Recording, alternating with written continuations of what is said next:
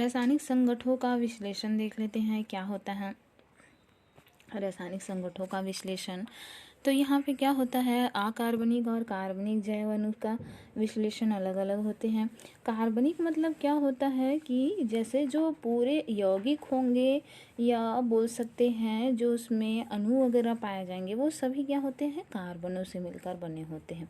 यौगिक जो है वो क्या होगा, यौगिक है, मिश्रण है, वो सब कार्बन से मिलकर बने होंगे, उसको हम कार्बनिक जैव अणु बोलेंगे। लेकिन अकार्बनिक मतलब क्या होता है, जो कार्बन वहाँ पे सिर्फ एक तत्व के रूप में होता है, ना कि पूरे यौगिक है या बोल सकते हैं मिश्रण है उसमें पाया जाता है, तो वो क्या कहलाता है, अकार्बनिक। अकार्बनिक में सोडियम, पोटेशियम, कैल्शियम ये सब अकार्बनिक अणु में आ जाते हैं। अब देखते हैं हम जैव अणु के बारे में।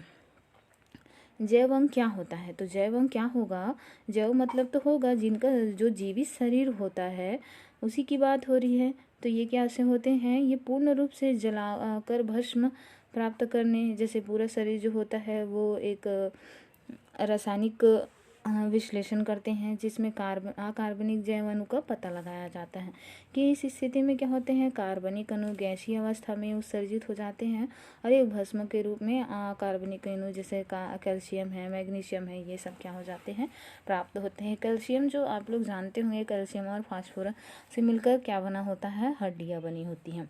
दूसरा हम देख लेते हैं, दूसरी विधि में जो पादप अंग होता है और जंतु के जो अंग होते हैं वो यकृत का टुकड़ा लेकर क्या किया जाता है, खरस या मूसल की सहायता से ट्राइक्लोरोएसिटिक अम्ल या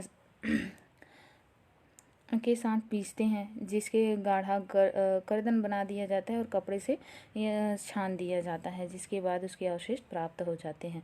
ठीक है, इस विधि से पाया जाता है। और फास्फेट और सल्फेट जैसे अकार्बनिक पदार्थ होते हैं और उसमें प्रोटीन, न्यूक्लिक अम्ल, पॉलीसेकेराइड वस आदि पाए जाते हैं। ठीक है, इसमें जैविक दृष्टि से इसको भी देखा गया है। ठीक, कौन से दृष्टि से देखते हैं, जैविक दृष्टि से इसको भी देखा जा सकता है। जैविक दृष्टि से क्या होता है, देखें तो हम जैव अणु को दो मुख्य भागों में बांट सकते हैं, एक तो अम्ल में विलय रूप और दूसरा निषेध से प्राप्त सूक्ष्म जैव अणु जो कहलाते हैं। अम्ल में आविलय होने वाले को के क्या हो जाते हैं, धारित के रूप में उपस्थित होते हैं और जो दीर्घ जैव अणु होते हैं कहलाते हैं। सूक्ष्म जैव अणु के उदाहरण हम अमीनो अम्ल ले लेते हैं, साधारण शर्करा ले लेते हैं और न्यूक्लियोटाइड ले लेते हैं। और दीर्घ जैव अणु के अंतर्गत पॉलीसेकेराइड, प्रोटीन, न्यूक्लिक अम्ल, लिपिड ये सब ले लिया जाता है। लिपिड को सटीक तौर पर दीर्घ जैव अणु नहीं कहा जा सकता, क्योंकि अणु जिनका अनुभार 1000 डाल्टन से अधिक होता है वही वृहद अणु कहलाते हैं।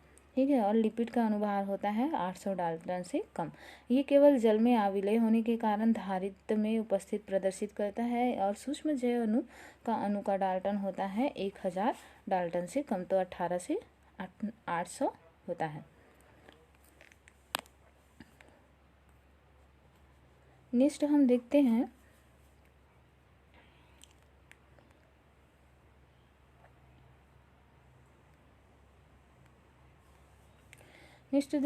हम निर्जीव तथा जैव पदार्थों में उपस्थित तत्वों की तुलना। निर्जीव और जैव पदार्थ है उसकी तुलना कर लेते हैं। तो भार यहाँ पे तत्व दिया गया है, भार प्रतिशत में यहाँ पे भूपर पट्टी और मानव शरीर दिया गया है। तो हाइड्रोजन जो होता है वो भूपर पट्टी में कितनी % होता है, 0 से 1.4% होता है, जबकि मानव के शरीर में 0.5% होता है। कार्बन जो होता है वो पृथ्वी पर कितना होता है, 0.03% होता है, जबकि हमारे बॉडी पे 18.5 कार्बन होता है। ऑक्सीजन देख लेते हैं, तो ऑक्सीजन जो होता है पृथ्वी पर 46, भूपर पट्टी पर 46.6% होता है और बॉडी में 65.0% होता है। नाइट्रोजन अत्यल्प होता है, जबकि बॉडी में 3.3% होता है। सल्फर जो होता है वो भूपर पट्टी पर 0.03% होता है और बॉडी में 0.3% होता है। सोडियम जो है भूपर पट्टी में 2.8% होता है, जबकि ये मानव शरीर में 0.2% होता है। कैल्शियम जो होता है वो 3.6% होता है और ये क्या होते हैं, मानव शरीर में 1.5% होता है। मैग्नीशियम जो होता है वो भूपर पट्टी में 2.1% होता है, जबकि मानव शरीर में 0.1% होता है। सिलिकॉन जो होता है वो भूपर पट्टी में 27.7% होता है, और ये क्या होते हैं, मानव शरीर में बहुत नगण्य पाया जाता है, मतलब बहुत कम मात्रा में पाया जाता है। नेक्स्ट हम देखते हैं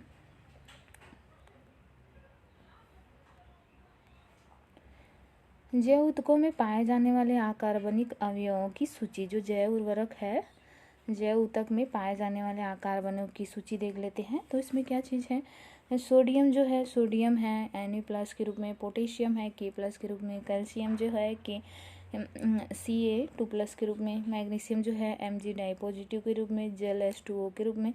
कुछ यौगिक है जैसे नमक पाया जाता है, कैल्शियम कार्बोनेट है, फास्फेट है और सल्फेट, ये सभी भी क्या होते हैं, जैव ऊतक में पाए जाते हैं।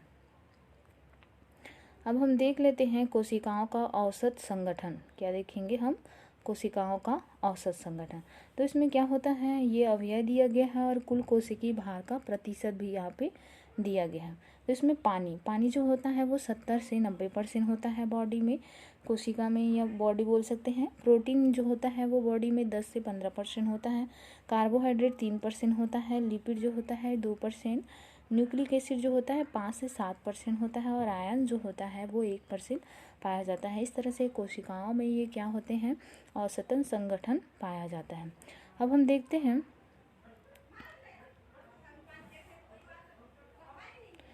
प्राथमिक तथा द्वितीयक उपपचय क्रियाएं क्या होती हैं। अब ये प्राथमिक और द्वितीयक उपपचय क्रियाएं क्या होती हैं वो देख लेते हैं।